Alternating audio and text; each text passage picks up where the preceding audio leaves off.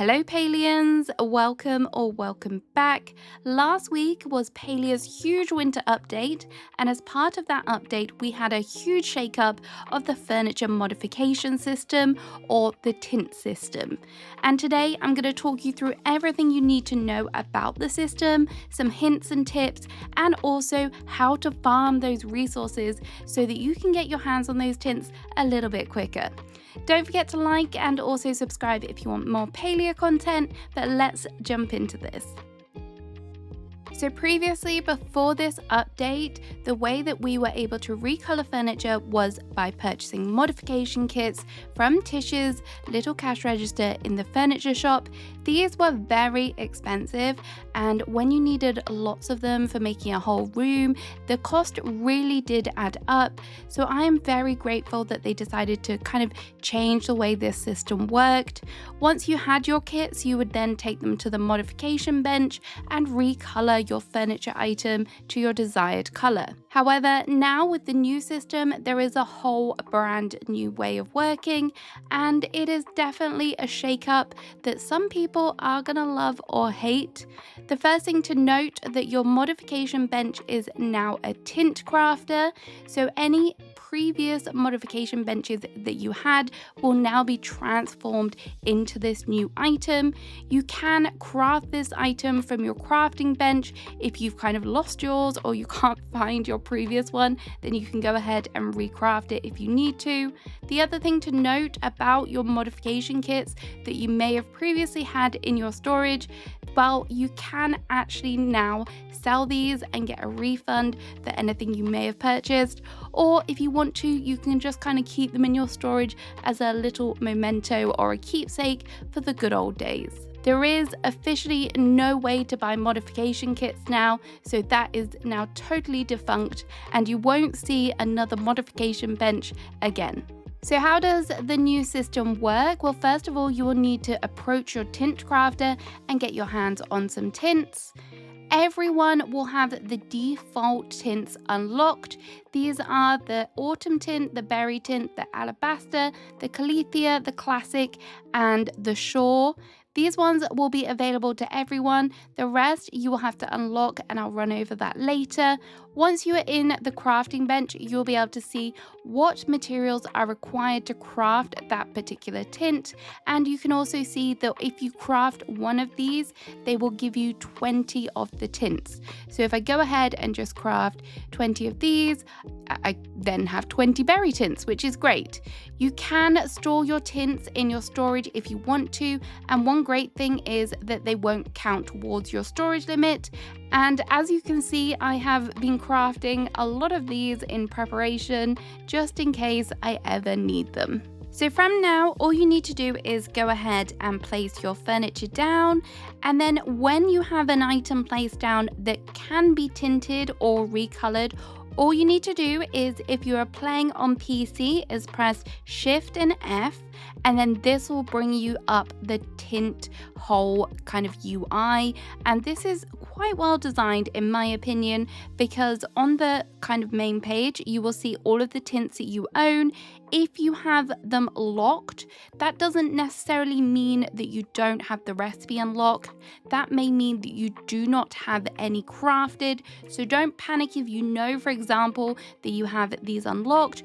You just can't use them at the moment. Basically, you may have the recipe there, but you might not have any crafted. So do not panic about that. But from there, you will then be able to go through and preview all of the different tints that are available, whether you have them crafted or not, which is good because you might decide that you want to run out and go craft some more of that particular item, and then you can just apply it. So if you hover down here, you will see that it says apply, and it will tell you how many of the tints it will use. This kind of icon just lets you know that it is a die. It's not any kind of form of currency, which I think some people may be a little bit confused about. There is also the option to toggle the preview, so you can actually zoom in a bit more. If it's kind of an item that is far away or a little bit smaller, you can have a little bit of a closer view of it, which is quite cool. And this is kind of a take from the modification bench that we had previously, but now it's in a much much larger scale because previously this was tiny. And you can also decide to erase a tint from here as well. So let's go ahead and dye this in, let's use the shore color because we have lots of them. So if I just click that apply button, as you can see, it has now taken effect in the game. Really seamless and quite smooth. So if I decided now, I'm not sure if I like that one, you can go into the menu again, bring it up, and then we can change it to this one, and we can just hit apply again. Obviously, this is going to take down your furniture items, so just having the option to preview it in big scale saves you from having to waste them like that, which is good. And then if we want to erase it, we can just do that, and then it's back to default, but just hit apply, and it will give you a little bit of a warning message just to let you know that you won't get any kind of compensation for it, and you will lose it. It will go back to default, which is quite handy. If you are decorating and you happen to see an item that doesn't have that kind of tint option on it, that means that sadly that item cannot be tinted. So for example, these cushions can't be, the garden variety items can't be, which is quite sad, but there is a huge amount of furniture that can be, so you can really put your own stamp on a lot of your items, which is very exciting. I have mentioned that there are kind of default tints. Well, with this update also came brand new tints, and here is how to get your hands on them. Firstly, there is the time limited tint that is only available during the Winter Lights Festival. It is likely that if you missed out on getting your hands on this one in the kind of Winter Lights 2025 phase, then we will see it again next Winter Lights Festival. This one is the wintry tint, which is unlocked as part of the whole quest, and then you can go ahead and purchase a recipe from the Winter Lights store out front of Zeki's. When you have bought it, the recipe will be yours forever. That will not be disappearing like the availability of it with the Winter Lights store. There are also tint recipes that are available from certain NPC guild stores. These tints are available for a small amount of guild store medals. If you are a new player, these stores become available when you hit skill level 10 for the corresponding skill. From Enar, you can purchase the Harmony tint. The Noir tint can be bought from Tish. Ashura sells the Olive tint. The Slate tint can be bought from Hadari, and the Violet tint can be bought from Orni. The devs have hinted that we will see more tints being added over time, and it may be the case that we see more kind of time-limited tints that may be made available through future updates. So before we get into some resource gathering tips, the thing that you need to know about the whole tint system, which can be viewed as a little bit of a negative, is that once you have recolored an item and then you decide, oh, I don't want to use this furniture item, I'm going to go ahead and put it in my storage, well, you can't. You are unable to store colored or tinted items in your storage. The devs had said that this was because having all of our tinted items in storage was going to put an unnecessary strain on the storage system, so it is kind of a trade-off for having all of these brand new tints and obviously future new colors added as well. I can see that this is going to be frustrating, but I do think that it's kind of like a necessary evil. I want all of the colors available in the game, so having that is kind of a good compromise. I think over time, as you begin to craft more of these tints, then I think it will become less of a burden. However, now as we're kind of gathering resources still, people want to get their hands on the new tints, I can see that it is going to be an issue, but I do hope over time we get used to this. There is obviously an easy workaround for this. Perhaps if you have an empty plot, or maybe you have a plot where you're growing flowers, then you could use this to store your tinted furniture. And a kind of good thing about this is that you can go back and just grab it whenever you need. It's not too much kind of strain to move between the different plots. Yes, it is slightly annoying, but as I say, if we want more kind of tint options, then this is kind of the workaround we have to go with. When you do try and put a furniture item into your storage that is tinted, you do get a warning, so that is a good little reminder there if you ever forget. However, if you do click OK on that, you don't get any compensation for it being returned to default. So that is kind of worth remembering. If you thought you were just going to get your tints restored, you don't. So I know this might upset a few people, but unfortunately this is the sacrifice we're going to have to make. So now I'm going to talk about the resources that it takes to craft these. I will say that maybe these will change in the future given some of the feedback. I also do think that they need to enable it so that you can actually use star quality items, because quite a lot of my star quality items are currently sat going to waste because of this, and we have this in other crafters, so it makes zero sense that this is not the case for when it comes to crafting tints. I think it would just help out some of our storage and also kind of alleviate some of the burden of having to get some of these items. So I really hope that is a change that they make. But this is kind of right as of today, and I just wanted to give you some kind of good areas to kind of scope out if you are trying to get lots of a certain tint, and maybe it will help you out when you're kind of trying to decide where to go to get all of these items. So for that alabaster tint, which is a default tint, you need 9 shells, and the best way to get these is just kind of start at one end of Bahari coastline, work your way down, pick up everything you see on the sand and in the shallow waters, and then once you've kind of reached the end, maybe fast travel back up to the top and work your way kind of back down again. And normally, if you do that, stuff has respawned. And then you also need 5 of the Veil Pixies. Now these are an elder wood bug, and you do find them quite commonly. They're available at all times of the day.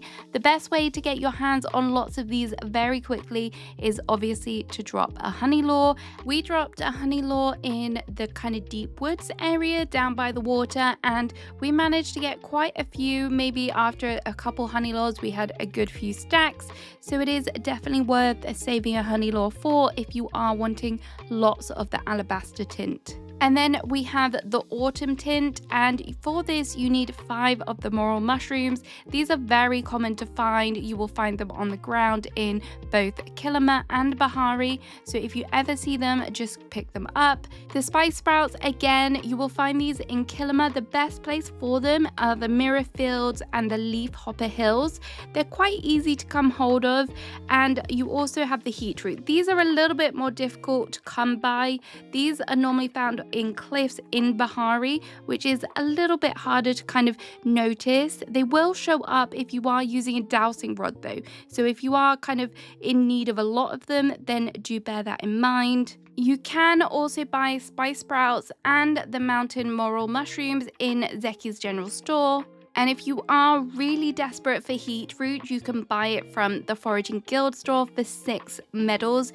I think maybe using the Foraging Guild store should be a last resort though, as you might want to buy some of the nicer, fancier items from Ashura's store.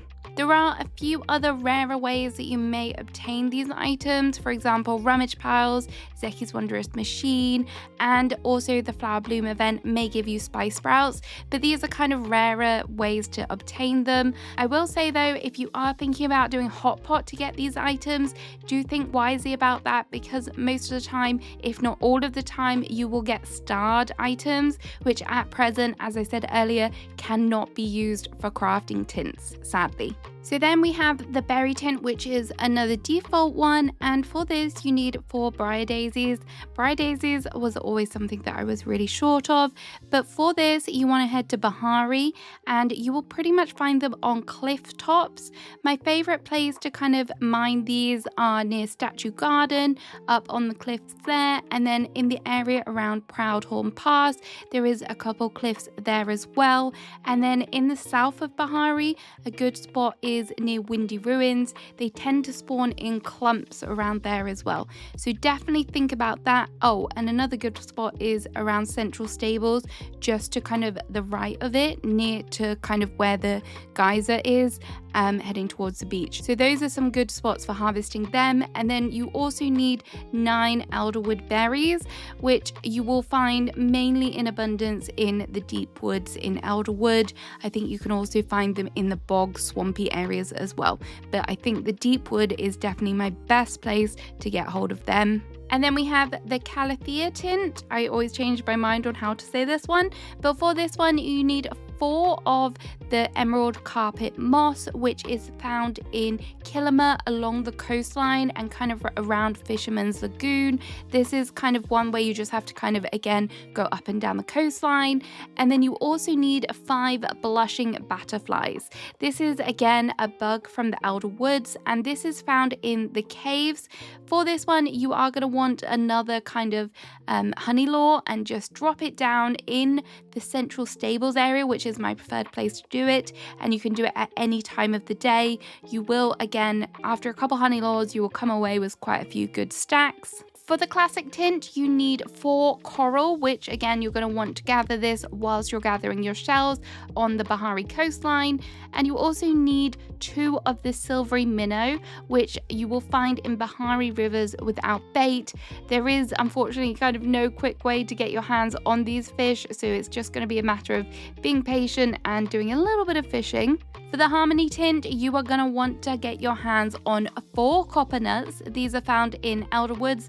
I do think this is a little bit high for the copper nuts because you have to find them in trees, so they aren't the easiest thing to come by. They don't really spawn all the time.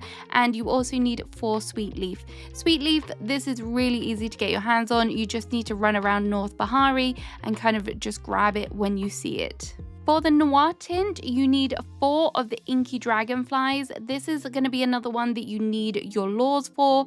For this, you're going to want to head to Bahari and pop it down in pretty much anywhere in North Bahari. We did do this around the central stables and we had pretty good results from it. I had plenty of inky dragonflies, and that spot gives you other dragonflies that you'll need for another tint in just a moment. For the olive tint, you're going to need 2 ginger. The best place for this is in Kilima, and you can get it in a number of other ways, but the best way to kind of farm it repeatedly is to head to the very kind of right hand side of the map and around the Magi's Hollow area and kind of that kind of Whispering Banks kind of strip there. If you kind of just keep doing loops around that spot, you will find that it does spawn pretty frequently. For the fibre, the best way to gather this, if you aren't already aware, is again in Kilima, and look out for these little bushes. These give you pretty much just fibre, nothing else.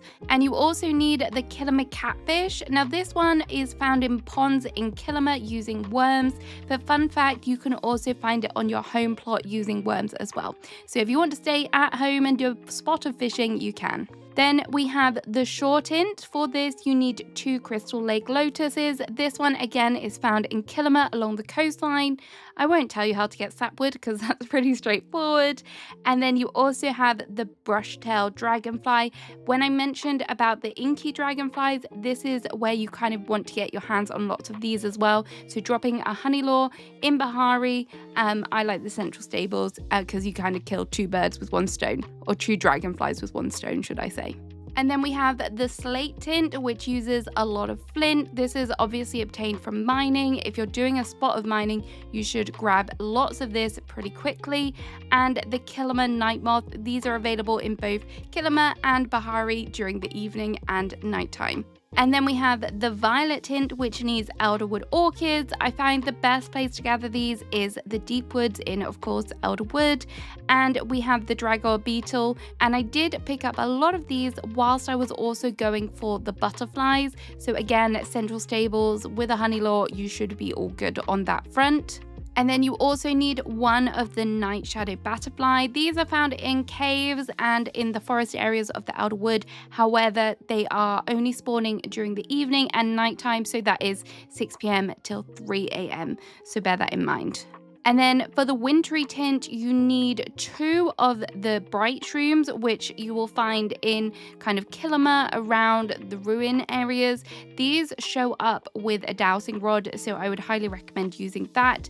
And then obviously we need 9 staircase mushrooms. So the best way to get your hands on these is head over to your favorite schmoll hunting spot in the Elder Wood. Mine is down by Mauve Way, and just kind of hunt those schmolls until you get all of the drops, and you will soon get your hands on lots of them. Obviously, if you want to do it the old-fashioned way and forage them, then you can do that in all of the caves and things, but I just think this is kind of a funner way to do it. And you're probably also gonna get like the spores and stuff, which you can sell for money, and maybe even a schmoll plushie. So there is everything you need to know about the new tint system and how to get hold of the resources to craft them. I hope you found this helpful, and I'll see you again soon with another Palia video. If you have any thoughts on the tint system, please let me know in the comments. Have a great rest of your day. Bye bye.